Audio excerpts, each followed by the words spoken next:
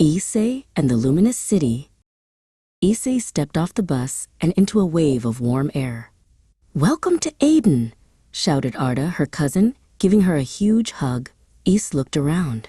Everything was bright. From the sunshine overhead to the white marble sidewalks, she could already smell something sweet and earthy. Aydın means bright or luminous, and you'll see why, Arda said, leading her toward a bustling open-air market. "But first, fuel. We are the fig and olive capital of the world, remember?" Ise gasped at the massive piles of sticky purple figs and bright green olives. After trying a handful of sweet figs, they set off. "Time for the sea," Arda announced. They drove through hills, covered in silvery green trees, until they reached Kusadasi, the bird island. The deep blue Aegean Sea stretched out before them, shimmering like silk. They rented a small boat to see the coastline. The water was so clear, Ise could see tiny silver fish darting beneath the surface. "Aydın has the perfect mix," Arda explained, steering the boat slowly. "Sun, sea, and thousands of years of history right around the corner." Soon, they docked and drove inland slightly. "This is Miletus," Arda said.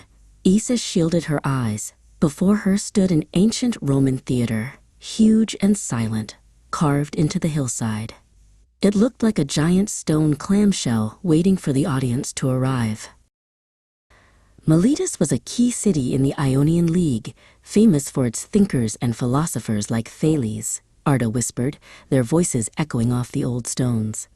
"Imagine thousands of people sitting here, listening to a play or a speech centuries ago." Next, they visited Priene. This ruin was different. It sat high on a steep slope, its marble temples and government buildings commanding a view right down to the plain. Ise felt like a mountain goat climbing the narrow, winding path. As the day grew long, they walked through a grove near the ruins. The air smelled sharp and green.